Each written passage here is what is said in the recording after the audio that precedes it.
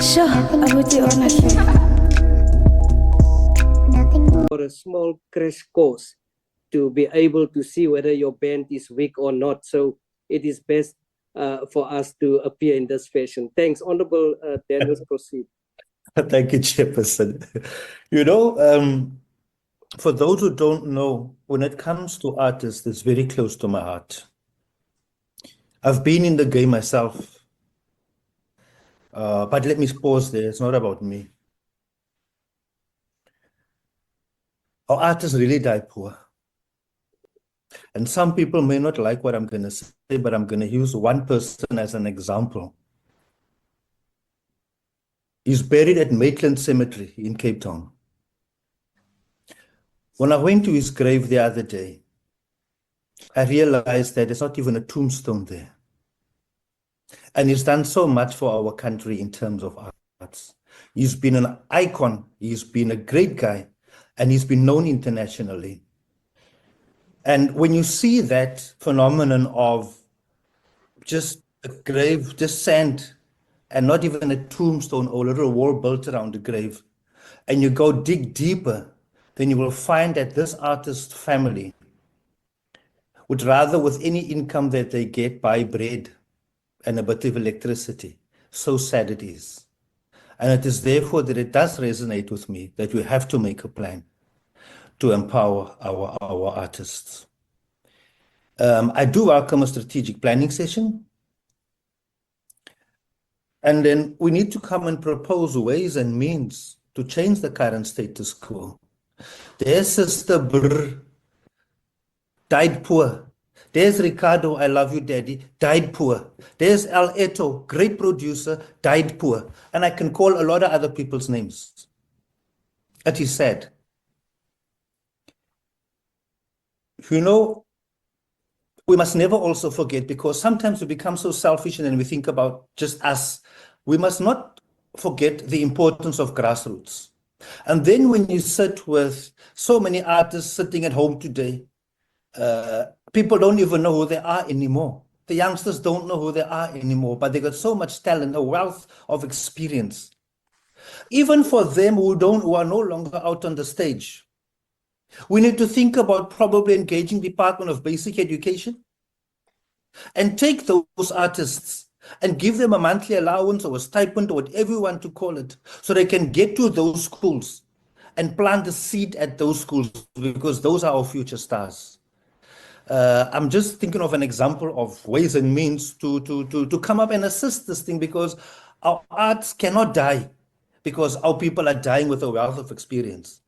So I want to touch quickly, Chairperson, on the issue of what you've raised, the flagship events. Yes, we do indeed have flagship events. I agree. But we must never build a sector in our country by keeping people state dependent. It is sad. That is really sad. It's actually wrong. You know, flagship events, after 20 years of being around, or 30 years, you should be self-sustainable. After so long, if you got a status of a flagship event, then surely by now you must have sponsors and a lot coming on board to pick up the bill for your event for having been around for so long.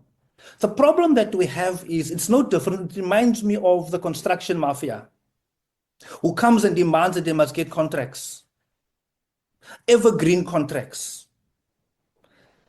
Now, with the flagship events, it's also synonymous to evergreen contracts. And if you go deeper into that, it's a calendar money-making opportunity. A calendar event which is a money-making opportunity for the organizers for the last 30 years. And it's only them and their dependents and their families who are the direct beneficiaries of this. Now, what is important? You now get these organizers crying foul, running these flagship events, crying foul, because the taps are now going to be closed. Then you have people for the last 20 years and 30 years frowning and crying loud and crying for opportunities. And they ask, Forever it is those very same people who are the beneficiaries. But for the last 2 decades, 3 decades, we've been asking, we didn't get anything.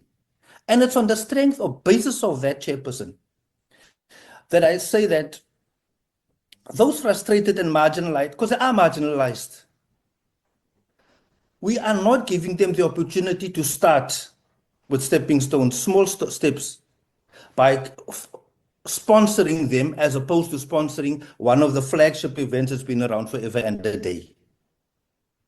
So I want to conclude, Chairperson, by saying, from where I'm sitting, I think it is right to call them in and say, listen, guys, for the last 10 years, 20 years, 30 years, we've been sponsoring you. You've now become state dependent, which you shouldn't be.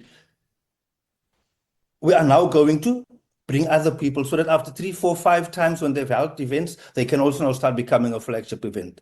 So let us please consider that, and let us not get our wires crossed. Because I serve on, like others, colleagues here, other honorable members, also serve on other portfolio committees. In other portfolio committees, there's decisions taken there where I serve by the minister. Then we call the minister in to come and account because of us not having executive authority, because of us having oversight authority. Then we call the minister in. And the minister recently was called in to come and account for decisions he took, and he never consulted with us. And we had him there and we dealt with the item or the matter for that case. So I firmly believe that we also need, I'm looking forward to the workshop, because in this morning session, Chairperson, you said you are going to call for a workshop where we can discuss the decorum, we can discuss a few things in the workshop. Let us also have this as an item so that we can understand the difference between us as oversight and a minister with an executive authority. I thank you, Chairperson. Honorable Malachani. Sure, I would do honestly.